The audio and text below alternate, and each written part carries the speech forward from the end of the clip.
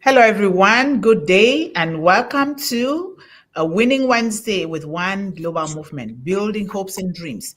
Thank you guys so much for being here, sister. I thank you so much for being that right-handed person here on One Global Movement, Thank you. whose main aim is to support children, women, and young people. And I thank you so much. And I thank everyone here, if the managing director is here or not, and everyone that is supporting One Global Movement. This is where we should be. Whether whatever we're doing in life, we should think about coming together to support children, women, and young people in the world. And we always say here, if you have any initiative, and of course, there is no initiative that somebody can have or anything that they can do without that this population is involved in the world. If you have anything, let us know here so that we can also come there and support. And if you want us to talk about anything, the way that it happens in your community, because we are different communities, they operate differently, also bring it here so that we can talk to also support those kids in the way that things are being done in their communities. So that is very important. We shouldn't just come here to attend, but we should be contributing in that way so that the children will also feel it. They will know that there are some people out there that still trust in us, they believe in us, they care for us, and they love us. That is very, very important. And so, um, welcome again. We are in One Global Movement Revolution Part 385. And this topic, again, always interesting topics. And, we always have a lot to talk about this. So, injustice in disguise. Think about it very well. Injustice in disguise. Recognizing hidden inequalities in education, work, and media. Yeah. Recognizing hidden inequalities in education, work, and media. We have been talking about all of these things, but in different ways, according to the context and content. And so it's so important that when we listen to this question, remember here in One Global Movement, we are meeting children and young people where they are. We take them from where they are and move at their own pace to where they want to be, while also learning at the same time to keep really replicating that model in the world. And therefore, when you read this question, think about it. Don't just think about it like this person is not good. This organization is not good. This government is not good. That's not what we are talking here. Yes, those things exist, whether we like it or not. Yes, we have to recognize it. Recognizing it, what can we do? Because we can always take advantage. Let me send our beautiful sister in. Welcome, Sister Melanie. Thank Thank you you. very much, sisters. Thank you, Sister Mundih. Yes, You're welcome. because remember, with every uncomfortable situation in life, or anything negative, or anything that is we consider it bad, depending on us, what we think or what is it. Remember that there is something hidden inside that thing that you can take to change that situation for the betterment of not just yourself, but for the entire humanity. And therefore, instead of crying or trying to revenge and all those things, we want to focus on what can we do. Because if we don't do anything today, we don't do anything in our time, what will become of these the children that are coming, the next generation? So we should Yeah. be thinking like that, not thinking fighting, but fighting the good fight, the good fight for humanity. That's what we are all about here. And so we are going to focus on teaching youth to read between the lines. That's the focus here. Read between the lines and see where opportunities are denied, because there are always opportunities. Even if they deny you something, read in between the line. What can you pick that one word that is in there, and that one word become an opportunity for you to rise above that negative situation? That's what we're talking. So, as usual, we can never do anything without the Creator. Let us bow down in whatever way you can, and we give thanks to Him. And I think I wrote the thing in the form of a poem or something, because Okay. it's been a long time. Let me see if I even I did it in the form of a poem or not. But anyway, let's give thanks to the Creator. Oh, divine light, unseen yet near, unveil the shadows we've learned to ignore. the quiet wrongs beneath bright screens, the smiles that hide closed doors, where voices fade in boardrooms, boardroom halls, boardroom bathrooms, and dreams are dimmed by unseen walls. Teach us, O Lord, to see beyond disguise, to read the truth in hidden eyes. Grant us hearts both fierce and kind to mend the gaps that scar mankind. Let wisdom guide each hand we raise, each hand the children raise, each hand the youth raise, and young women to build with love in all our ways. For every child denied a chance, for every worker bound by stands, for every story left untold, ignite our spirits, poor, pure, and bold, through one global movement's call, through the volunteers and the powerful women of the world that are here supporting one global movement. May justice rise and mercy fall. May hope restore what hate divides, till faith and truth are unified. And when the world forgets to care, remind us, O Lord, that you are there, where justice breathes, where love abides, beyond all injustice in disguise. This we Mhm. commit in your presence. Amen. Amen. He must hear that one. Amen. Very powerful. Welcome, Sister Melanie.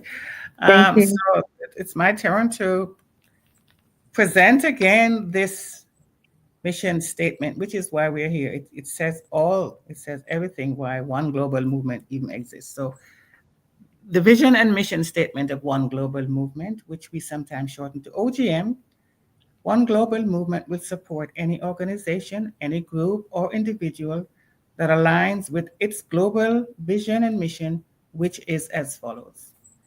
The mission of One Global Movement is to empower young people, children, and women worldwide with a focus on young women, providing them with the tools and the sustainable solutions that will help them to eradicate hunger, illiteracy, and poverty, to build generational wealth while living a life of leadership and purpose. We believe that every child deserves access to nutritious food, quality education, and opportunities to thrive. Through global collaborative efforts, innovative programs, and community engagement programs, we strive to break the cycle of hunger, illiteracy, poverty, and to build a future where every child can build on their hopes and dreams while reaching their full potential.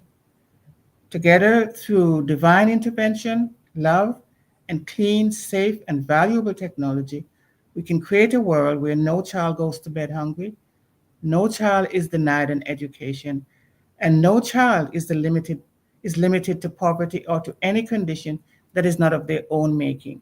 We believe it is possible. That's what we're working towards. Our gratitude and thanksgiving goes to our divine creator, who is our ultimate provider and who has promised to supply us abundantly, not just for ourselves, but to do good works by uplifting and caring for all of humanity. We thank everyone who supports One Global Movement and wish us all success in our various business and world changing endeavors. And that is the vision and mission of One Global Movement. Thank you so much. You're welcome. And Sorry. now we and Oh, sorry. Now, I was saying, if you see me looking at the screen, I'm trying to share the links in between to other people. Thank you so okay, much. okay, okay, you're busy. So sister, you already spoke about the topic. It's injustice in disguise, and it has to come out of disguise for us to do anything about it. So recognizing it, the hidden inequities in education and work and in media, we're covering those systems, but there are other systems that injustice is embedded. We know that. Yep. It's everywhere if you look. So just think for a moment, have you ever witnessed something that seemed unfair, maybe at your school, at work, or in your community? And did it feel like a one off, like just a one time thing, or did it feel bigger, systemic, as if it had been normalized? That's the difference. Sometimes it's just a one on one and it's done. But we're talking about today, we're talking about the ones that are embedded in systems. They've become normalized. Imagine a world where rules may seem fair and equitable, yet some people consistently fall behind. Children disciplined more harshly for the same behavior, while wealth accumulation for some and others are struggling. Illness striking disproportionately depending on who you are and where you are. This is not luck, it's hidden, it is systemic, it is injustice in disguise. Today, we'll look at some of those areas, those hidden inequities, embedded so deeply that they often seem natural or normal. But we'll also see how measurement, awareness, and action can empower us to address them. Remember, what gets measured gets managed. And when inequities are made visible, change becomes possible, right? All right. So, number one, hidden injustices in the legal and the criminal system, criminal justice system. Black individuals are 13% of the US population, but over 30% of the prison population. Tracking these disparities exposes systemic patterns. But here's the joy in this, if you want to call it that. Here's the possibility. Every statistic is an opportunity for awareness and action and advocacy and to say no more. That's what it is. Every statistic. Then also, children of color are disciplined harshly in schools, suspensions, expulsions, and even police involvement for minor misbehavior that children of another demographic would not be punished so harshly. It would even get noticed, right? Yep. Disrupting the school to prison pipeline. Imagine they have something called that.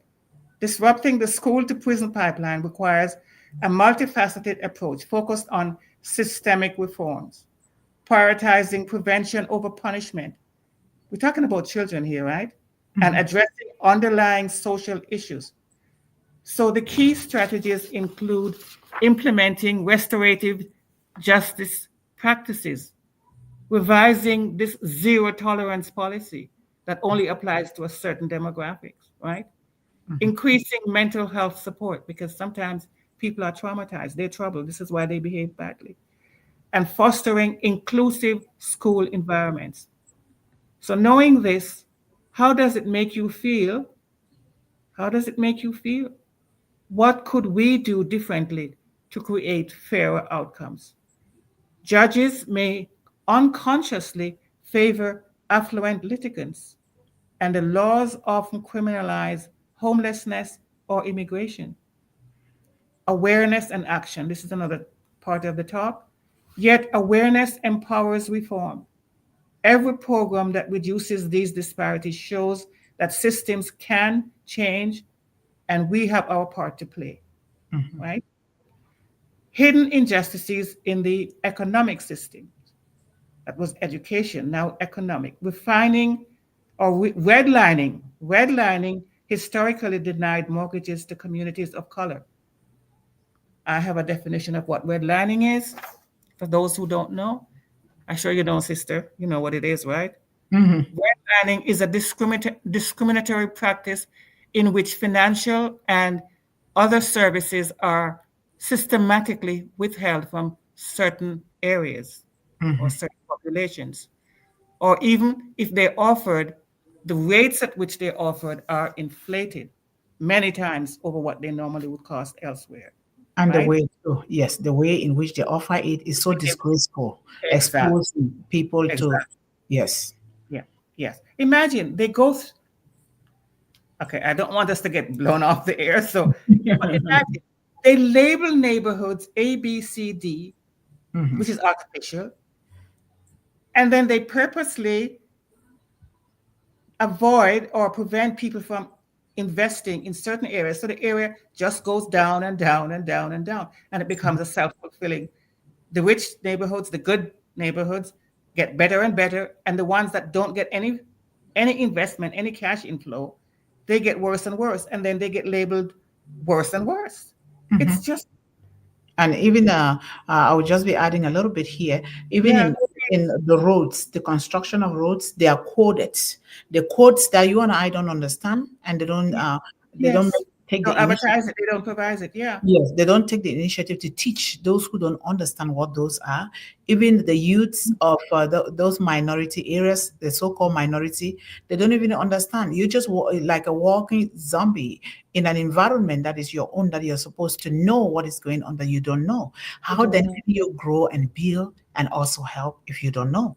So that's Exactly, exactly. So when you do research and you find out the diabolical, I'm gonna use the word. I'm sorry, sister. The no, it diabolical. is not. You don't be sorry, because if we don't use it, if you don't talk about it, what it is, recognizing, how then do you provide solution? We are here to provide solution, but we cannot provide solution without explaining those things. You're not explaining out of a spite or anything, because No, solutions. because knowledge is power, and Mhm, knowledge that's put into is better power. Knowledge that's put into action, right? So as you were just saying, some people don't understand why some areas have to be like that, but it's artificially created. It's mhm, meant to be. It's a system. It's systematic, as we're talking about, systematic, right? mhm, So the redlining historically denied mortgages to communities of color, and generational wealth gaps then persist because it becomes a perpetual circular thing. You don't get any good schools, any good whatever, and so you can't get any better because it becomes a trap. And then there's predatory lending, disproportionately targets marginalized populations.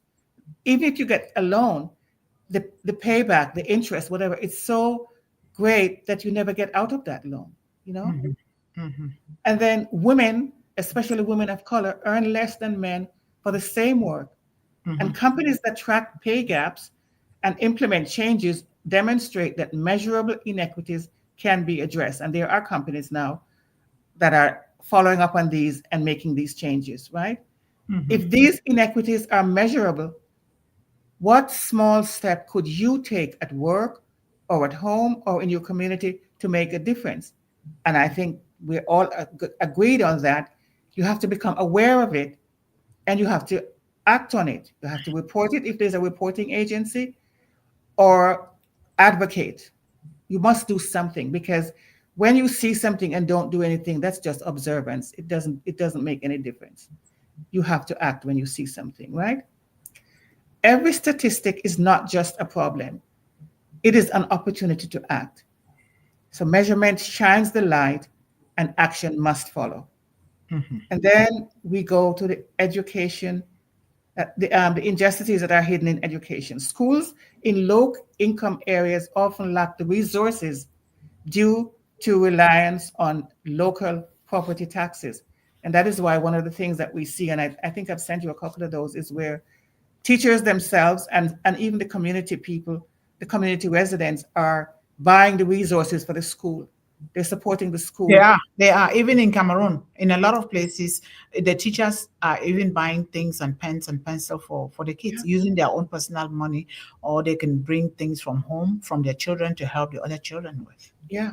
That is why sometimes you ask somebody what you can, how you can contribute or what you can send, and they will tell you about paper and pens, and you think, yeah, because I know that when we visit, I have friends who visit Haiti, for instance, that is what they're, and Cuba, that is what they're always asked. Yeah. We are talking, sister. Another program that we'll make is we create a program to provide certain things that the teachers will need for the Yeah. students, so that the teachers can have that, so that they Yeah. can use their money for themselves and their families. They are Yes. really struggling. Teachers Yes. all over the world, They okay? are. So They let's are. draw a program on that, or we can bring something to talk about here. So we'll put those things together for teachers. Yeah. Because it might seem strange to us, right? You're going to visit somewhere, That's what they're asking you, pens and papers and even old books, because Mhm. reading is reading, right? And Mhm. so if they don't have the resources, they don't. And as you always are talking about, children love to have a book in their hands. They still, especially the younger children where they haven't Mhm. been Yeah, digitized yet, they're fascinated. they They're still, so yeah, fascinated with they books. still love handheld books, and I'm glad your son, Mr. Ah, Al, uh-huh. is writing away. Yeah, Black students are suspended 3 times more often than white peers, 3 times more often for the similar behavior, the similar infraction, whatever you want to call it. right. So tracking this inequity exposes the school to prison pipeline. They actually have a name for it. Mhm. Okay, non-inclusive curricula contribute to high dropout rates for marginalized youth because when they don't see themselves represented, right? They're Mhm. thinking, what am I studying this for? How is this gonna, you know what I mean? This has Mhm. nothing to do with me. So this is a storytelling moment. Imagine a student punished repeatedly for minor infractions. The problem is not the child, it's the system. Yep. What could your school then do, or your workplace, or your community look like if every child had equal opportunity to thrive? Imagine.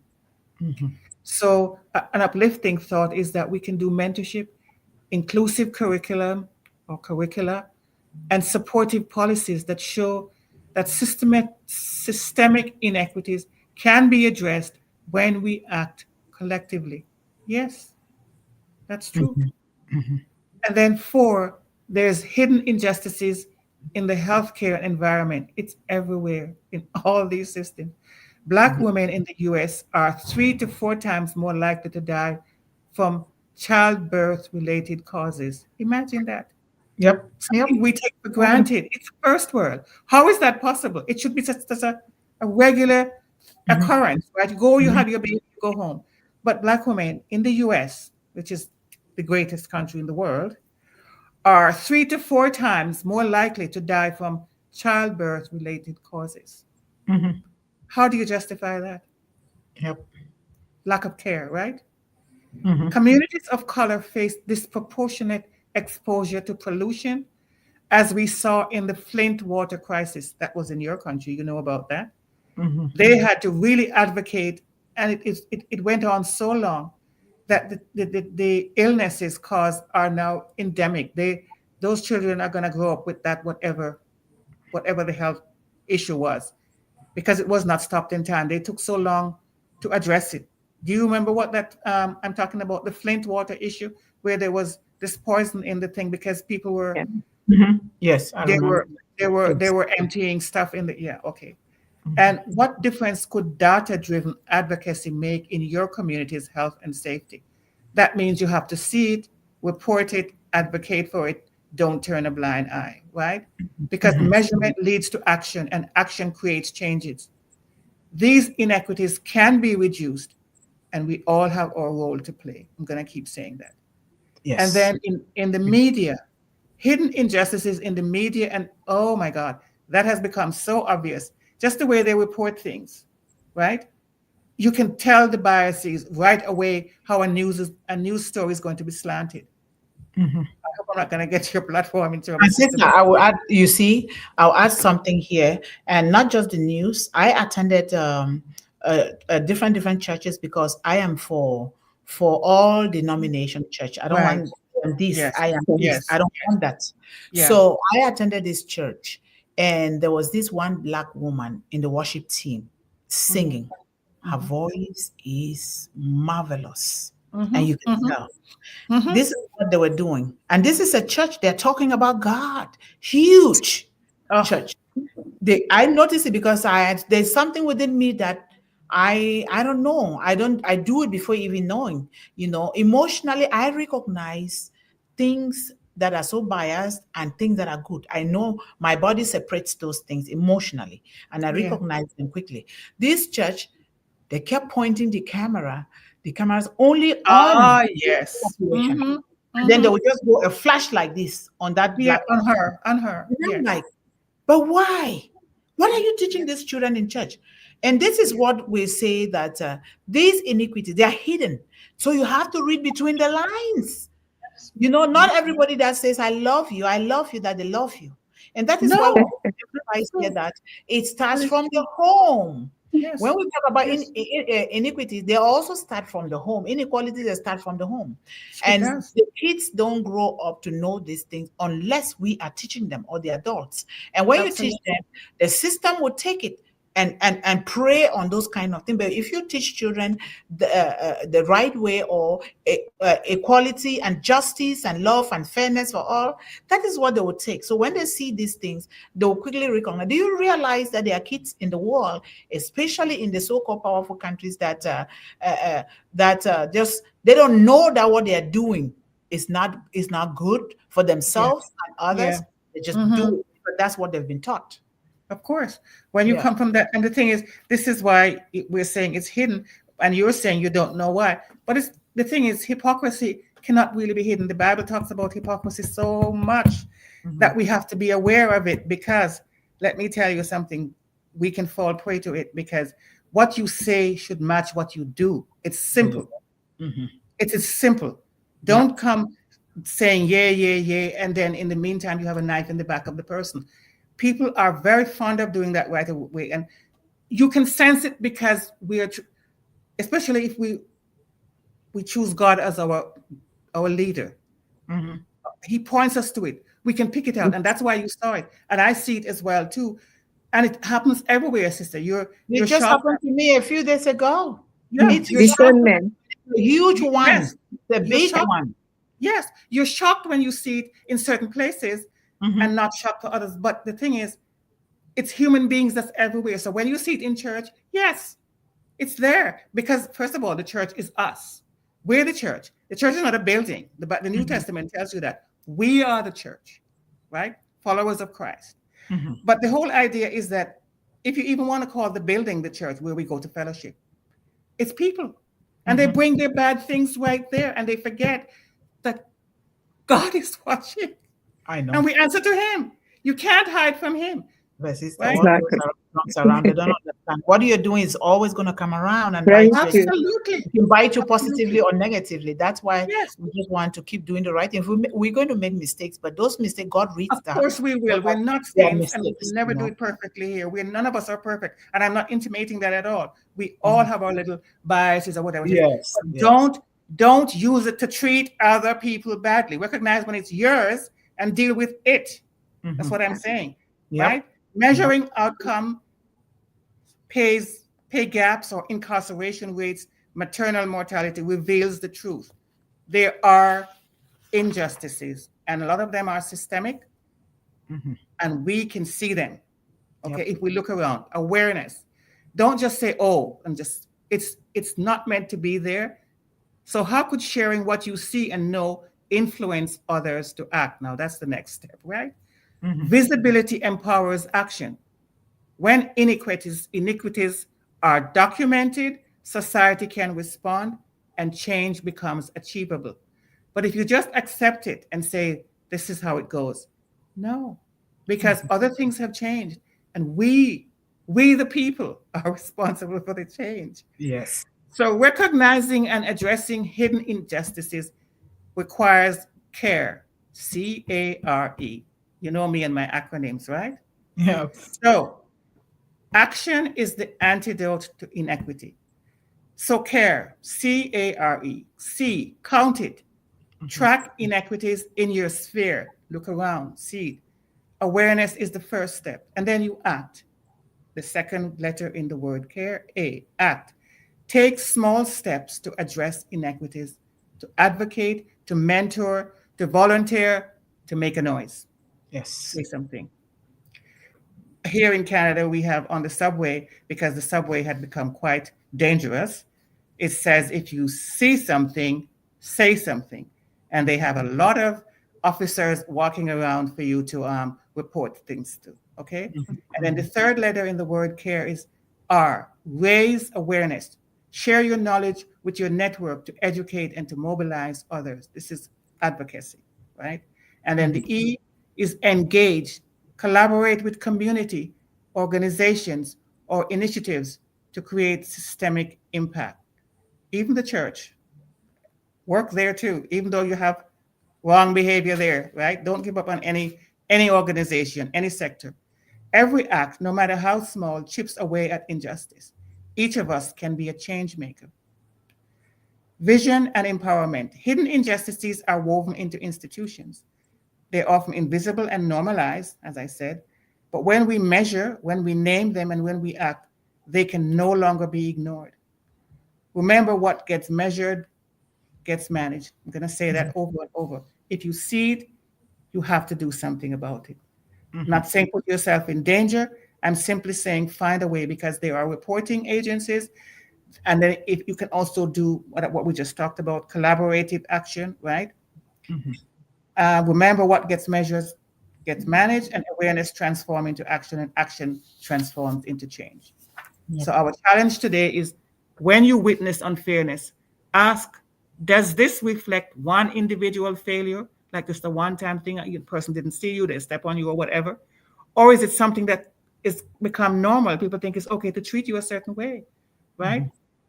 I'll tell you something. I was at not me, my sister was at the bank recently, and somebody came in, and in Canada, I think it's same in North America, we believe in our lineups, our queues. We don't just jumble up everywhere. We're very good. Line up for the bus, line up for everything. Isn't that true, Sister Melanie? Yes, I'm with you. Yes, line up for everything. We're very orderly. I guess we got that from. That's good. Yeah. And this person, the other ways, they just stepped in front of her and demanded to be served by the. So thank God for the person wasn't intimidated. She said, the teller said, but I haven't dealt with this person before. This lady, he said, what lady? He's talking about my sister. You know, my sister was going to be a person of this color, right? Yes. And he's another color, you know, the color. And he's saying, you couldn't be talking about her because she's not a lady. That's what he's saying, right? He wants to get served before her because, you understand what I'm saying? Yep. Yeah. Wow.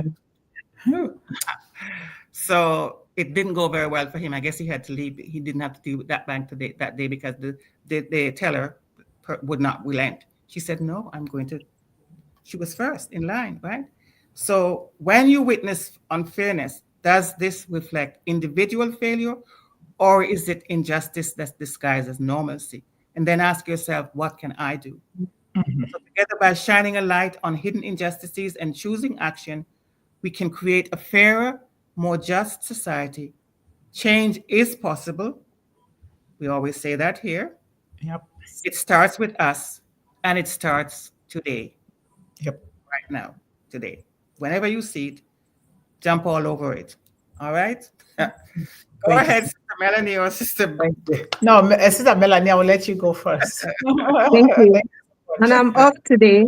On my day off, I love it because I can spend thank it. Yeah. So yeah, I came from Redfern. I jumped on board and starting to share to people. It's amazing how some people can other people cannot come in and join, because this is valuable. It's for the world. It's valuable. Anyhow, Sister Yvonne's, thank you very much. Sister Yvonne, if you notice, both of you, I was doing that all the time because I wish I could be by your excuse you. Excuse me, when I get those topics, it gets my blood. You said don't get I it, but know, my blood ticks because I hate injustice and I will be vocal. I know maybe sometimes it might be ignorance, but I will be vocal. I don't care. I'll say it in the right way. Yes. Like, for example, you talk about the bank. It's not about adults, but I'm just going to share a little story because I was smiling away when you said that about your sister. I went to the grocery store, which is right next door. It's cold outside. I have my little winter coat. I shopped. I paid. Then I had certain receipts that I wanted them to check in customer service to put it back onto my card. It's called my moi card, as they say. Like me, my moi. Okay, I'm standing there. Little shorty giving me attitude. I asked her for help over her shoulder. And I said, excuse me, are you not supposed to serve me as a customer? Yeah. You want to lose your customer because I'm going to be vocal in the store. So she Yeah. said, I gave her a time. I said, there's nobody at the counter. And it says the next person at the register will serve you. What's the next person? Is it the desk who's going to serve me? I need help. So she stood there and she saw this young black looking, nice looking man. And she's talking. So I went by her. I said, okay, you smile now. I need my help. I'm waiting. So she still, oh, she went there. She's coming back. I said, where there? I'm a customer waiting in line. I have already paid for my groceries. I just need to have these receipts checked and put back onto my card so I can get my points. This girl never, she just kept going back and forth with a short self. Sorry. Oh, And I'm good. standing there and I said, I don't like to be that way, but some people make you go that way, honestly. So I go to her. I'm sorry. Are you working there? Yes. She went that way. I said, who is she? I know who she's talking about because I saw when the girl went. I said, but it says next person at the register will help you. Where's the person at the register? Yeah. You mean to say if she goes for 60 minutes, I have to wait 60 minutes after I paid you all for my grocery? You know, I'm going to vocalize that with the manager, and I call his name because I often speak with him because that's how I make connections.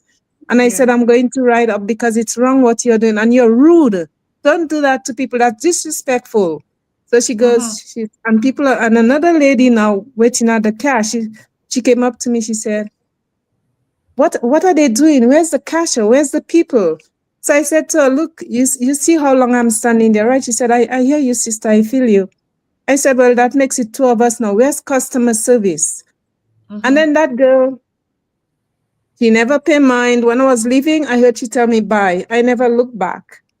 She said bye and thank you for coming. I never, because she heard what I said. I never looked No, back you're at not her. even supposed to look back. So there's sometimes the silence, it will just resolve the situation. Yeah, it's weird. Okay, so coming now to talk about, because I honestly, I will speak out whenever I see something is wrong. I don't care who it is, where it is, as long as I say it with no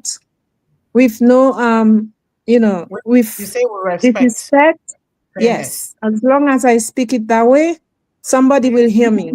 So Yes. with children, that resonate because children sometimes are the most ones that get hurt.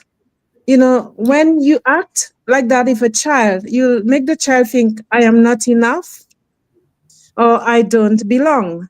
That child feels rejected. And we as adults, we have the discernment. Sister Yvonne, you're saying in church, Sister Yvonne, you said in the community and thing.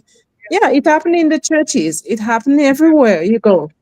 And I, for once, I am not a follower. I like to be a leader. I love to be leading because I was We're raised. born leaders. We are born, all of Yes, us. We're all leaders, exactly. Yeah. right. But I just love to portray, look, Yeah. I don't need to be in your clique. You know, you don't have to like me. Yep.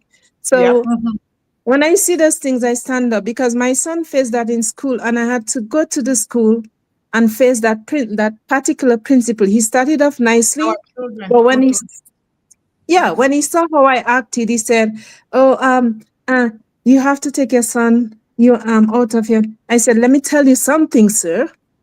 Okay, our tax money goes right in there. I am not leaving. You can call the cops. I'm standing right there, and you're gonna correct what you did wrong.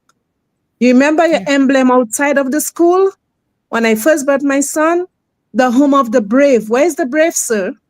What are you Yeah. trying to do to him?" That's what I was upset. I could squeeze this man. He's taller than I am, but this is how I was getting on. I was putting up a fight.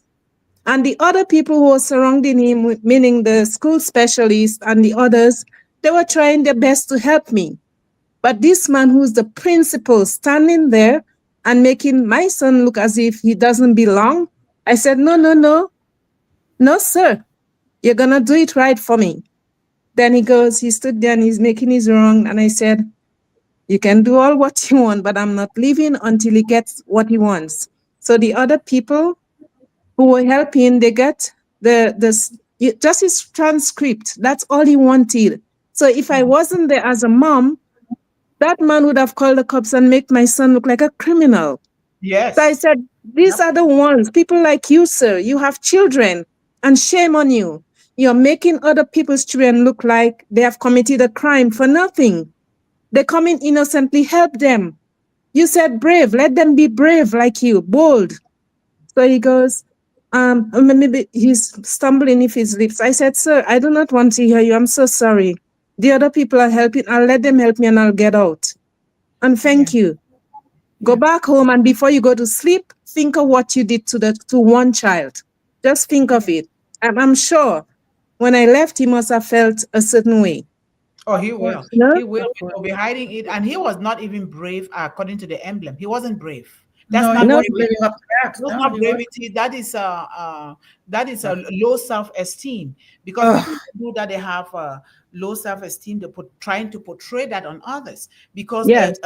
a brave person, a good person, will do good unto others. Will do yes. good unto others. So that Yes. was a beautiful story shared. Thank you so much for that. Yes. Mm-hmm, Like I said, I do it at my job. I'm sorry, I didn't mean to. I do it at my job, and I do it at the right time. I Mhm. like to work. I work hard. And I mind my business at work. I deal with the people at work because we are all together people. But Yeah. when I see stupidness, I do not stoop for it. Some people are afraid to talk. And I said, I will say first to my manager, to my supervisor, who's my friend. I can Mhm. call him because I share with him how I feel. He Yeah. says, I said to him, maybe I'll lose my job, but I will speak out. I did not come here for me to be under anyone. I know I work for a company where I have supervisor, maybe team. I respect them, but I want the same in return. So he goes, yes, I understand, Melanie, where you're coming from. So I said mm-hmm. to him, one manager, she's tall, and then she think that she could intimidate me. I stamped my hand on the desk so hard that day and I said, as there is a God, ma'am, as there is a God, I'm sorry I'm working for you. You can let me go the next minute, but I'm not gonna give up what I'm gonna say. And I tell it to her. And then she goes, Melanie, cool down, cool down. Cool. I said, I will cool down, but you have to listen to what we are saying as employees, and I'm one of them. I will not. I will not shut up until it gets done, ma'am. I have to say something. It's far too long, those things are happening. So I said my part, and then she said, Melanie, I agree. Then she said an example. She gave me an example of when she was growing up as a young white woman. This is what happened. Her father was always constantly on the back. So I said, there you go. So when I'm saying mine, you want me to shut up? He said, Melanie, I understand. I said, Good. Good, thank you. good. Good. You Good. have to. If we Good. don't do that in this life, God gave us a will, He gave us a mind, and He gave us a heart. And you have to do it not to hurt people, but to speak out and let others be free. You can't Yep. shut up. We cannot be silent all the time. We do it with Especially. respect, but we say it. Yep. So Thank you. that's what I wanted to say. You're Thank you so welcome. much for sharing. I when Welcome. my son went through a lot of things because sometimes when your children are doing things that in their mind, the way they've been taught that, or these people, certain class of people, they're not supposed to be this way. But when you are that way, and usually these kids are born with greatness, regardless Yes, of their skin color, they are yeah, born with greatness. It is absolutely. us. If we don't ignite that fire, we don't nurture that in them, they will die with those things. And when a child is unable to portray their greatness, something happens psychologically Yes, that will absolutely. couch them, and then you see it comes out in different behaviors, and you'll be Mm-hmm. like, why is this child behaving like this? Because you did not give that child the opportunity to really exercise their gift, their God-given talent. And it comes out in different ways in behaviors, and we start labeling these children. But when we cause them to do it, it happened to my son. I had to quit work for about 2 weeks, sitting right in the school library, and where because when you sit there, it's up there, you see everything that is happening. I sat Yes, at the yes, strategic point to see what yes, was going on with my son. yes. He went to a Mm-hmm. charter school with French because he learned in French and English, but 90% plus French, you Yeah. know, and they Mm-hmm. didn't like it the way that he was doing things because it shouldn't come from a black child. That according to them. Right. But God Right. gave, forgetting to know that God gave these children, no matter whether they are red, green, black, or green, or red, or white, God gave them. What is this? This stupid thing appears here. It just appear on my screen and block the screen. I'm sorry. So it happened, but it is us, the parents, injustice in disguise. It is Yeah. there. I face Yeah. it all the time at corporate America. Just 1 week ago, I still face it. I'm still going through something that happened, which I will not say here. So let us teach you to read between the lines. But Yes. before we are able to read between the lines, we have to be able to read between the lines. Do you Absolutely. watch your own child? Do you know what your child loves? What your child gravitates to, or what your child doesn't love? Because before a child's gift really comes out, we, the parents, must study our children as we raise them. We take documentation of our children, we write in the journal what this child likes. And this is how my grandmother taught us, taught me in particular, and that's what I did. So, justice begins not when we open our eyes, no, but when we learn to truly see it for what it is. And you're not just seeing with your negative eyes, just your naked eyes like this. No, You are no. trying to see in your heart. You're seeing with compassion, with empathy. You're seeing with putting yourself in the shoes of that person. Especially children go through a lot, and we went through a lot too. But the children, we are now here, so we need to do that. So, my beloved friends and visionaries, we gather not just to talk about injustice, but to uncover its disguise in different forms. Like Sister Yvonne started in different forms, but she chose 3 forms that which are the most common forms in the world. For injustice no longer always shouts. No, it whispers. It whispers. It hides behind polished systems. It thrives in places where we rarely look, because the world has taught us that no, it is this way. No, it shouldn't be this way, because God didn't create us with the same things to do. But even if He created us with the same thing to do, but different ways of implementation. This is very, very important, because I say this with a lot of passion, because our kids suffer. And when a child, something relating to a child goes unaddressed, if futures again, and before you know, that child is having some mental health problem, or that child is it's being shy, or that child is looking low on themselves, or that child is calling. A lot of things happen as a result of those things that we do not address. So let us take a breath and ask ourselves this question: are we teaching our young ones to see what others overlook? We've been taught to overlook certain things. Oh no, we can address this because you think it favors you, but we cannot address this because it is complicated or it's been there for too long. Where are we going to start? There is always a solution to something. If the next generation cannot read between the lines, my brothers and sisters, if they cannot read between the lines, they will inherit systems they do not understand. And therefore, they cannot change it. How do we say they will bring change when they don't understand, when we are not teaching them these things? We all know that they are there. And if we don't know, because we don't want to know, because it's going to make us uncomfortable, or it's going to make me lose my merits, or certain thing that I'm gaining. That is what it is. It happened to me in my father's home. I'm not just saying this. I'm No, saying I'm sorry, sister. Let me just interrupt something there, because I like this train of thought. One of the worst things we can do is tell these children that, are you sure are you sure you saw what you saw? Where are you supposed to go with that now? Because as you said, you can tell when something is wrong, when it's off, when you know it. So when somebody shuts you down by saying, "Oh, you're too thin-skinned," or they didn't mean it that way. And I mean, we're not talking about the one-time thing. We're talking about constant, systemic, yes, all the time, constant. It is. It is. You throw me back to when my son was just I think 2 months or 3 months old. My mother was to travel home because my mother was there when I was pregnant and babysitted my son all through. So she was to go home to her family, to my grandmother, And I was thinking, what is going to, who, I didn't want, because I took my son to babysitting. He cried all the time. I realized that something was not right.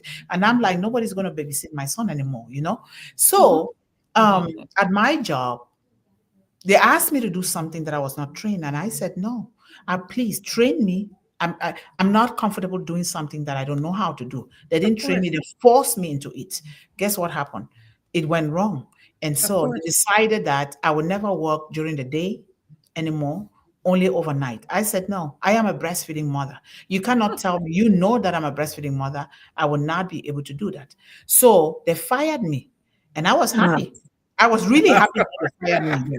I was happy because I was crying and my mom is going to go home, baby. I said I was happy that they fired me. Okay.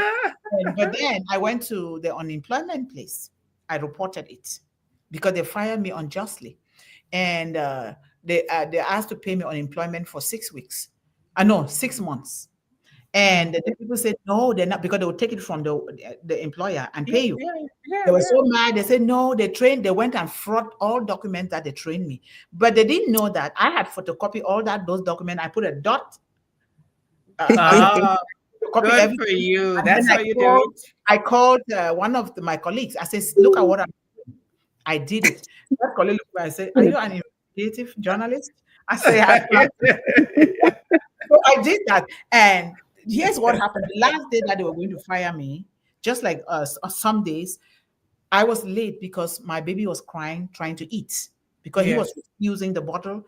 Even when you express the milk and put in the bottle, he doesn't want Yeah, to he wants. only Yeah. directly. And so the Mm. doctor said, be happy with that. And so I was running late. I called them. I said, I'm running late because my baby needs to eat. And they didn't even listen to their message. The supervisor went and said, evidently, when people know that they're going to be fired, they don't even show up for the last day. I guess Yvonne is not coming to work. But I showed up and I was happy. That lady said, come, call me in the office. Say, why are you so happy? You've been happy all through these 2 weeks and you know that you're going to be fired. I say, Mary, certain things happen for a good reason. Okay. Mhm. I will not be unhappy. No. Everything that happens, it happens for a good reason. And they Yes. fired me and I left. As we went to that unemployment court, Judge Bush, thank God for Judge Bush, he said unemployment has been increased from 6 months to 1 year. I stayed home for 1 year with my baby. That's when he started going to baby school, very young, until my mother came back from home. And I'm saying this thing because they do it every day. And you have to know that there has to be something wrong for somebody to treat somebody. And I don't blame the children because children don't grow up to do those kind of things unless they are being taught. So some iniquities are not in what is taught, but in who gets to learn it. Who gets to learn it? Exactly. A Yeah. student with a Wi-Fi cannot compete in a digital world, right? They cannot No, compete. they cannot. They cannot. A child who must work after school cannot dream as freely as those who do not, right? Exactly. But there is Exactly. one thing here. Even if you work after school and the other person doesn't, focus on what you're doing because you're going to learn something from that work, even though you might be admiring the other friends who do not do it. Like I was admiring the kids that my father sent to school. That how is it that I cannot go to school? But Yeah. Yeah. God has a way of doing some. So injustice wears many masks. It But what does. is quietest is the absence of access. The absence of access. Hmm. For example, in one global movement, and this is a true story, the one global movement youth program in some parts of the world, a girl named Amara said, I used to think I was not smart enough. And this is exactly, and not only her, I'm just taking her as an example, that I'm not Hmm. smart enough until someone showed me I just didn't have the same tools. That's Okay. it. If you are Yes. saying this child can attend this school, this one can not attend the school, but this one, therefore, you are bringing inequalities by giving better tools to some and Sure. Of course. and what do you Yes. expect? And this is what is happening in the world. We must teach you to ask, why do some schools have libraries other than or libraries and others don't? Why? Yeah. Why do some voices dominate conversations online? Whose stories are missing from the lessons we read? Whose story? That's Exactly. how justice begins with questions. Because why is it that we have to only read this book all the time? Yet there are so many writers in the world. And who wrote the book? Who put the ideas in here? Did it Mhm. take into account the ideas of all children? These are the questions, and it's for you and I, for us, the parents, the caregivers. If you love children, no matter whether they're your biological children or adopted ones, these are the questions. Because, like we say in my mother's language, my grandmother says, love all children equally, regardless of their background and their color, because you never know who is going to bury you. You never know. That doesn't mean it's physical bearing. You don't know who is going to help you when you need that help. You don't know which child is going to run to your aid to shuffle your snow, like some kids just pass by and shuffle my snow. You know? Yeah. You never know. Those are the things that make life. So now I'll talk a little bit about work. Inequality in the workplace often hides behind words like policy, fit, or standards. But Yes. when they hide behind this, you are removing some people from it. Standards or fit or policy have to be for everybody according to their background, according to how they can learn. We have to take all people into account. So young people must be taught to read between those lines too. Those lines of policy, those lines of being fit, those lines of standard. They need to read between the lines to see where opportunity is denied. They need to. And we are those to teach them. When doors are closed politely, it is still exclusion. When they tell you it is a fit standard policy, yet they close it. Oh, hi, I love you, but sorry. And they just nicely. No, that is hides behind closed doors, even though they shut the door on you politely. Think about the camera, just focusing it here, and then when it goes here, but it's a little polite, and you don't know. So, for example, a young intern once told me, they said, I didn't have enough experience. They told me that, I didn't have enough experience, but no one will give me a first chance to get it. One young lady, and she's a very good lady, is a Caucasian white lady, young, fit to be my daughter. When I had my accident, she suffered with me a lot. She came, they sent her to me, and she came and said, please accept me. Everybody that I go to, they refuse me because I'm too young and I don't have the experience. I said, don't worry, Mary. Where are you going to have the experience? Come and start getting your experience with me. But guess what? She knows way too much more than those that think that they are older. Yeah, that's always the case, isn't So it? if you don't give these young people a chance, how do you expect them? Like you're going for a job, they say you don't have experience. That company that is telling you that you don't have experience, where do they expect you to get the experience if they don't give you the job? And so we complicate things for these children and ourselves. So let's teach our youth to recognize when not yet. It tells a lot. Not yet. Then when? When? It's a code for not you. When they say not yet, just know that it's a code for not you. Don't take it normal. And then keep moving. Maybe they even deny you for a good reason. There's always a better place for you, So to respond not with bitterness. Don't respond with bitterness, but with brilliance, Put your shoulders up high, not your physical shoulders, inside you, and know that you were born with greatness. Not you, not yet. Oh yeah, that's not for me. I'm going to keep moving. And when you keep moving, that is exactly how God will direct you to the right place, because you're emitting the positive vibration into the atmosphere. So don't respond with bitterness. In the media, we talk about the media already. Media is the textbook of this generation. Remember that. That's their textbook. That's the media. I said, write in your journal. Write with a pen and pencil. Remember how yes. Write it down. Said, Mommy, I'm writing it down on the phone. I have my calendar on the phone. I said, oh, God help me. So it's their textbook. And so the Gen Zs, but if we are not careful, it teaches bias disguised as truth. Okay, our youth must learn to read beyond the headlines. Listen beyond the sound beats, and the question beyond the trend. Not what is trending is always going to be the good thing, but what is trending with your purpose? What's your purpose?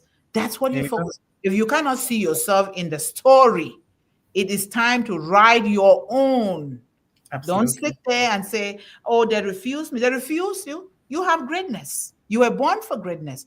If you cannot Exactly. sing, you can dance. Yeah. If you cannot write, you can talk into something that will transcribe your words for you. The world has grown. So there are so Exactly. many ways. Let nobody, even if it's your closest friend, sometimes, there is Satan. They'll reject you. Keep moving. Don't sit Yep. there and be lamenting. I know that it hurts. So, one global movement, Global Youth Voices Initiative, trains young storytellers to see how representation or the lack of it shapes identity. I'm doing this right now.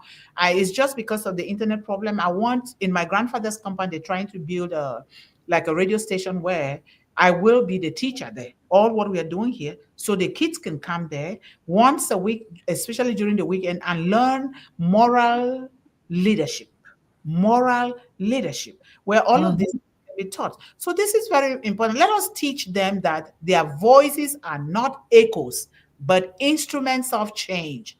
When you're saying something and you know that this thing comes from within you and you're saying it with truth and honesty and respect, somebody comes to tarnish it, don't worry, keep saying it. And people can only tarnish something that is going to do good in the world. Know that if you're doing something, nobody's criticizing you, just throw that thing away. Know that it's not.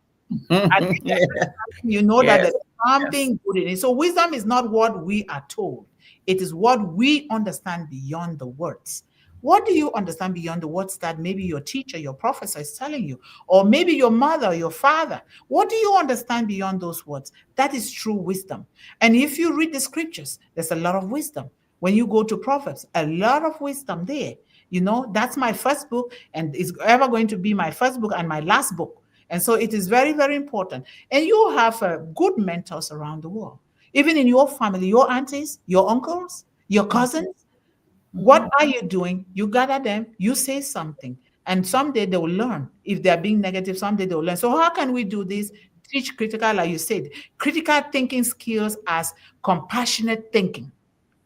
Yeah. As compassionate thing, we encourage you to ask why. I used to not want my son to ask too many why. I'm like, why can you just not ask too many why? So, but then I learned Yeah. to embrace it, and he is learning, and I'm learning too from him.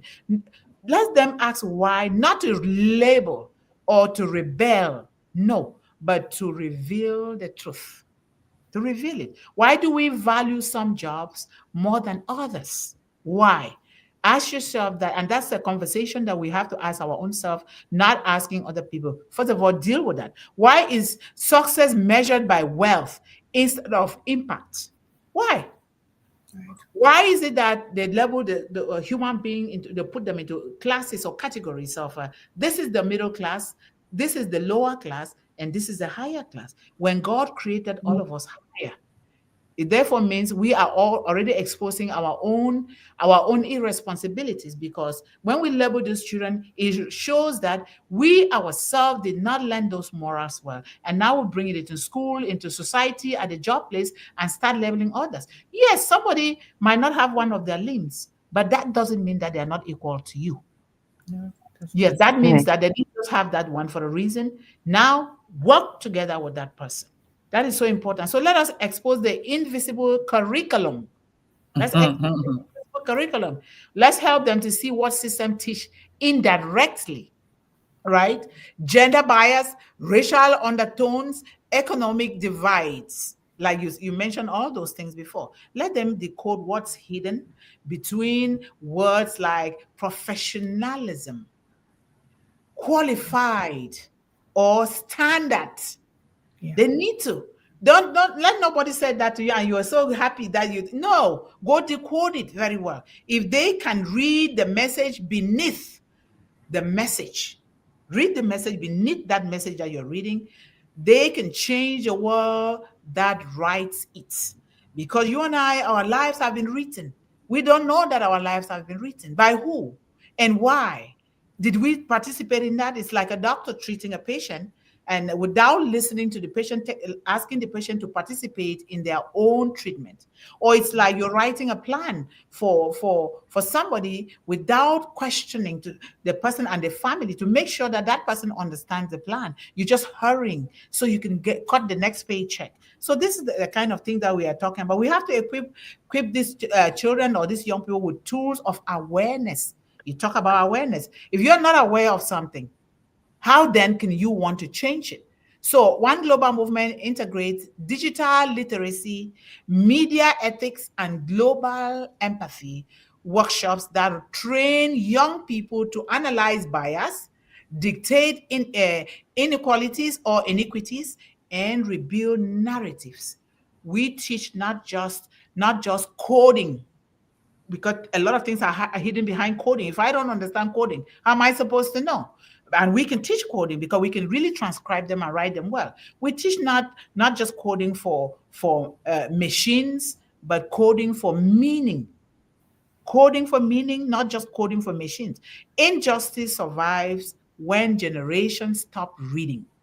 And that is why you mentioned before, we need to get a book in every child's hand. And One Global Movement here, let's get ready to write chapters in a book that will publish all of us, so that these children will know that we are doing something together, because we need to. One Global Movement here, ladies, everybody start choosing something that will relate, that will teach these children.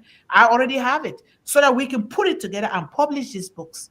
Okay? And that is one aspect of building generational wealth, is to write, because then we build these books not just for ourselves, but then we are also, the resources will also go to fund these kids and all their endeavors and initiative and their purposes, right? So now a reflection. Injustice survives when generations stop reading, right? That's a reflection. Liberation begins when they start reading between the lines. That's their liberation. Don't just accept something. Even if, like I used to tell my son or myself, the Bible says, just be like a fool. The person that acts like a fool, instead of talking over somebody or thinking that they know everything, will enter the kingdom of heaven. Than you who think you know everything. Just stay quiet and just go beneath. Read between the lines. What message is there? So that is so important. And now a call to action and a closing reflection. So, ladies and gentlemen, today we invite you. We are inviting all the men and women, the parents, the adults around these children who are right here, and you spread the message and invite others. We need to do this together. We invite you to join One Global Movement in mentoring youth who can see with both heart and mind. Their heart and their mind must see these two. Okay, not just the negative eyes to say, oh, look at me, I'm like the Hollywood. No, let us raise thinkers who don't just consume content. They don't just sit there and read some other people's things. What about your own story? But they can challenge that content to say, but there's a better way to do this, and you do it with respect and dignity. You're not just challenging people. Let dreamers who don't just want equality, but create equity. We must create that equity. Like here in One Global Movement, we are all the same. We are all the same. We're saying that education is all the same, regardless of how you acquire education, whether you are self-taught, whether you go to a formal or informal school, whether you have a high school diploma or a doctorate degree, that's education. Because certain things that a high school diploma can do, starting with morals, are better than those who own a PhD, okay? And we want to normalize those things here. So let us teach them to be. They can be builders who don't just work for success, but serve for injustice. Just like we're serve for justice. We're saying that, like in the future, these young ambassadors can work for One Global Movement, but you sign a paper that you're not just working, you're going to establish your own business. Okay, because that's what we want, building that generational wealth. This is very, very important. And sister, if you guys want have something to say, but I have an announcement, very big announcement to make, please. Thank you. Okay, I'm just going to quickly add. You said you pointed three things. You missed out confidentiality. There you in go. the workplace. I said so much. Yeah, so you're reading between the lines in that one. Okay. So advocate. I am always trying to advocate at work. We had just not too long ago, we had a meeting with a manager. They maybe seen me on YouTube. I can't remember. Manager, right? And I asked, they were saying that they want some people to work for the weekend, for the holidays. So I said, okay, the young people, they have how many of them, but they have to be selective. So we asked one person asked why, because they didn't meet the credential. I asked, may I ask what credentials? Their credit. I said, let me ask you, by his name. I'm sorry, I have to speak on the youth's behalf because I can put myself in their shoe. If I attended college or university, my parents sent me and I use government loan, right? Student loan or whatever. How am I going to pay the loan back if I don't have a job? Because my credit, you're telling me, is my credit is disturbed because of that. So you cannot hire me. How are they going to override the credit, paying back the credit by not having a job? How? So he said, you know what, that is true. I often ask that, but it's out of my hands. I said, well, I'm telling you, you're supposed to tell the higher one so we can all change something because the youths are going to suffer. Yep. Why? Thank you. You know? That So is so. that's what I wanted to say. So thank Yeah, you so that's much. what I wanted to add. I really Thank you. love these topics. That's So, ladies and that's gentlemen, I have a very important announcement, and this is something that we've all been praying for and wanting for One Global Movement, so that we can move quickly and meet these children. So, I had the opportunity from the program that was offered to me as a result of One Global Movement at the University of St. Thomas to do certain things. I've been exposed to a lot of things that those are the things that I was looking for, but this one. Is right here, right now. I would like us to work on it. And I'm going to send the link to everyone. When you take it, please send it out to whoever you can. And there are so many good people in the world that are going to respond. Send it. We, the women of One Global Movement here, including the managing director, we are going to give ourselves a task of how much we can go, how we can raise this money. And it's legit, it's legal. You're going to go there. They created a website for One Global Movement, and you just go there, you contribute. There is the minimum, and you can contribute how much you want. We would like everyone to participate. We here who are the foundation here, One Global Movement. Let's take this anywhere in the world they can contribute. I will send the links out. They started contributing from the first, but I was still learning because I'm new. This is my first time that I was exposed to the program. And so on the 20th, I will ask the graphic designer is going to design graphics. I'm just going to be here, seated the whole day, taking intermittent breaks, and so that people can stop by, can say something, well, a second, a minute, if you can. If you cannot, no worries. But I'm going to be here for the whole day, raising that money. But before then, I'm going to send emails out, send everything out. When you take it, please, on all your social media handles, do it and let us see what our goal. If they're going to do it for the whole year, is to raise $3 million. But if they're going to do it only for 1 week, our goal is to at least raise $75,000 so that we can start seeing what we can do. Because when we raise this money, we sit down together. It's a public thing. It's going to be on the website that is going to be built. We're going to see everything. It's not Mundih. It's nothing, because I want transparency so that when Sister Melanie comes, Sister Yvonne comes and say, you know what? Let's focus on this region, depending on our research, to see which people we can reach quickly, right? And then we do that. And then from there, we can design certain things that will start bringing in money, so that we don't run out. We invest that money in so that we can keep having resources from all directions, creating funnels of income for One Global Movement, so that we cannot stop until we reach every child in the world. Please, I ask that we do that, and we can put. I will put something in our mothers group so people can respond. But think for yourself. For me, myself, I want to raise $50,000 by myself, and we'll see what can happen. So thank you guys so much. I thought I should let you know, please, if you support children, if you love to see smiles on children's faces, if you want a child to eat and eat the right food, if you want a book in a child's hand, or a child to learn how to read and write, because that can be just that freedom that child needs, is a book to escape from hunger, from abuse, from poverty. We do that. If you want to empower a child, not just to teach them, but to put a tool in their hands that is sustainable so that they can empower themselves, empower their families, and subsequently empower their communities and other generations, let us do that. This is the time. We've been talking about it. This is one of the funders. Other funders will be coming. The website is going on well. Let's do this. It's for all of us. You have the Water Project program. You have the Smiles in the Back program. We all have these purposes, which is all embedded in one global movement. We can do that. We can do that because we can say, okay, now, Melanie, in your community, what is there that you want us to do something and truly to help the woman and the child? We dedicate those funds there and we document it. We take pictures and everything because we want to do it by the law. We want to do it truthfully, not just by the law, by what comes from our heart, the law that comes from God. And Sister Yvonne, the same. What water project do you want to support and why? Where is it located? Everybody needs clean water, but where do they need it the most? We go there and we do that. So that's what we're going to be doing. So please, I will send it out. I will start sending. And if you know a better way to put an ad, write it and send it to me. We'll put it not too long, but so captivating that everyone will want to. Okay.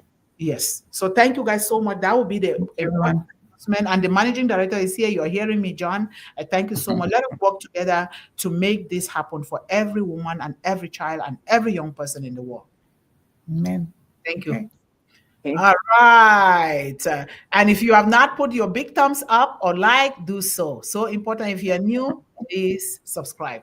Thank you so much, Kay Malathi. We are really happy that you're here today, supporting our lovely population in the world. And thank you to my beautiful two sisters here who are always here to support all of us, not just Mundih, but all of us. You are highly appreciated. And we have Deborah. Deborah, how are you, sister? Thank you so much for being here. We love you and we appreciate what you're doing here. Thank you. And this is our Facebook link. Please, I ask that people keep a number. If you set a goal, how you want to support one global movement, this is the easiest way. You can say, I am going to share this to 20, 30, 40 people and make sure within this space of time and make sure that I help them to like and follow. You are already investing in children. Please do that. Whatever is necessary. And if you are here contributing, do some good hashtag. Hashtag building hopes and dreams. Hashtag educating children. Hashtag eradicating poverty. Do those beautiful hashtags here because the algorithm, remember, this is the virtual world, not the old school like you and I, okay? We got to do this so that these algorithms take these things and continue to send us positive resources or results that we can continue to help these children, all right? So thank you. And this is the StreamYard. If you need a StreamYard account, go for it. Then you must have helped us, StreamYard, to send One Global Movement $10. And $10 to me is a lot, considering where I was born, where I come from. So let's do that. Every little bit counts, okay? Nobody can ever say they don't have something to help. We all have it. We are just thinking only about money, money, money, but you can do other things that will help. Your voice is there. Your book is there, whatever, your lectures or your whatever, you have all of us have it. And then we have our beautiful sister, Maria Just. How are you, sis? Thank you. We are happy to see you here today. Thank you so much for supporting our children. Oh, wow. Our beautiful sister, Ledega. She is one of our sisters, powerful sisters and God-fearing. She's going to be joining One Global Movement with us here whenever she can on the stage. And so thank you so much. She's going to be representing her own community as well. That's why we want a lot of people here to represent their communities, because we all cannot go to those places at the same time. We don't want some children to stay behind when we don't want to represent those communities. Please. Thank you so much. And we have our beautiful sister. Oh my goodness. How are you, Sister Pat? Thank you so much for being with us here today. We highly, highly appreciate you, sister. And let's go down here. We have, did I say Kay Malati before? Thank you so much, sir. You did. And we have Gillian, Hannah, Wow. Thank you so much, Gillian, for being with us here today. We highly appreciate you and say hello and extend our love to all the children and young people in your community. And we have Pierre Topo. How are you, sir? Thank you so much for being with us here today. We appreciate you so much. And the managing director, of course, is here. John, thank you so much always for what you're doing. We highly appreciate you and may God bless your soul. And let's go here. We have, okay, I know that Sister Yvonne's eyes are better than mine. So Yeah, let's, go ahead. I think the next person is Nitesh. Nitesh. Okay, good. All right. Hello, sir. Nitesh, thank you so much, sir, for being with us here today. You guys encourage people. If they don't come today, they will come. Remember, it takes time to build good relationship. Have to be able to trust you and to know you before they can join something. So let us keep spreading the word. And we want our young people here. We want to hear about their adventures in the world, not just the challenges. They have a lot of great things that will overshadow those challenges. But if we speak about them here, that will encourage them even more. And if they can come, that's fine. They can speak in their dialect, in their mother's tongue, whatever they need to speak to. The world has interpreters now. And even if we don't interpret, there are people that will understand their language from their community, and that's still a win. So let's do that, please. Thank you so much. We need to encourage one another. A book can foster a child's dream to be, do, and have. That's a beautiful one there. Very beautiful. And that is so true. A book, a book, a book. And like you said before, it's not say this particular book. We need books Yes, we as do. contribution here. Any book, any kind. And if we can write, we should all be writing. We should have books in our family libraries, not writing just to sell. When you write that book in your family library, you already sold because that's what your family is going to read and it's going to take to the world and things will begin to happen.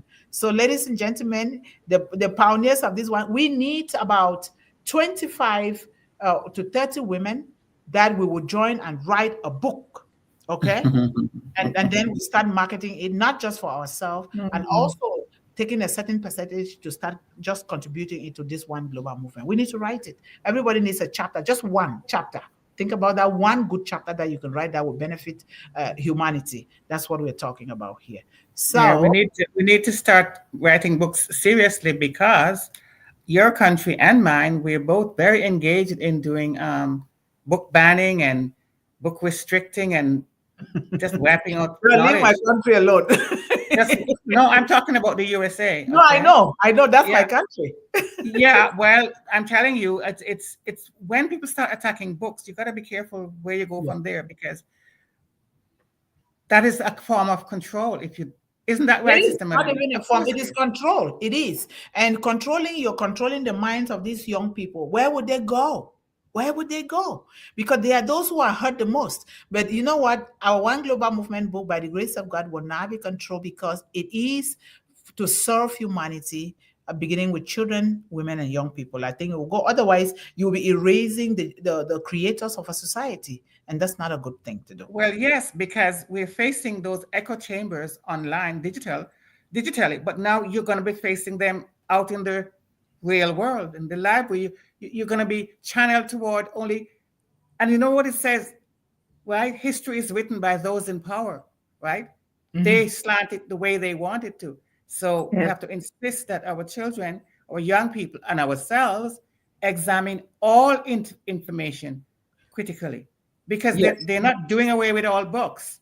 You Mhm. understand? They're limiting the expanse. Yes. So when that happens, this gets limited too. Okay. Yes, and that is why we ask ourselves, parents, caregivers, adults, if you love children, let us start teaching them from the womb. Okay? That baby that starts kicking in your womb from 3, 4 months, because my baby started kicking at 3, Yep. 3 months. Start Yep. telling them, prophesy on them, speak life into their existence because it does happen.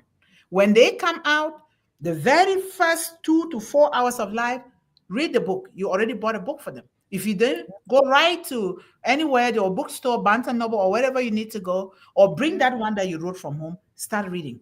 Because that is exactly, you have already started that foundation that the child will never forget, even though you think they're a baby, they're not listening. They are listening. They are listening. Okay. Yes. So Yes. let's do that. We're not going to relegate our responsibility into the hands of others for them to try to control what we teach or what our children read. Therefore, it's our fault. We are stewards to these children by creation, Exactly. and so we need to Exactly. do that. If we don't Thank do you. it, don't point a finger at a teacher, at this person, because you didn't do your part. Let's do it. Exactly. And we are Yes. here to do it together, because I can't do it by myself. Melanie cannot do it by herself. Sister Yvonne No, we cannot do need it each by herself. other. We need each other. We We need do. each We other. do. So Yeah. thank you guys so much, so much, Thank so much. you. Sister, I will let you just give your little conclusion there, and we thank you for everything. Well, it goes back to the one word, awareness, discernment, if you want to, you know. So what I said earlier about examining everything and seeing if, as Sister Melanie and myself talked about the experiences that we had sometimes, is it just a one-off thing? Is just one person, or is it going to become institutionalized, normalized? What's the other word? Systemic, because that's how it happens, right? People say these things, and then they become policies and standards and law, and then it says that children, when they're between before they're 5 years old, they can ask up to 400 questions a day. 400, right? And yet we as adults, we stop when we get to be adults. We don't even ask 8 questions. We just blindly follow what the higher ups or the people in charge say. Some people, Sister Melody, I know I'm not a follower either, but what I'm saying is that some people just take it, they never question anything. And so this is how this injustice becomes systemic and hidden. It's not always in your face, and that's the danger, right? And if you say something, people say, oh, you're thin skin, oh, let that go. But if you let that go, it becomes systemic and normalized, right? So teach our children to be respectful but firm. No, I saw this. This is how I was treated. This happened. And what are we going to do about it? Because I don't want to grow up in a world that looks like that. And young children, young people are advocating. So there's not an excuse to say there's no age where you can't stand up and say, this is wrong. What are we going to do? There you go.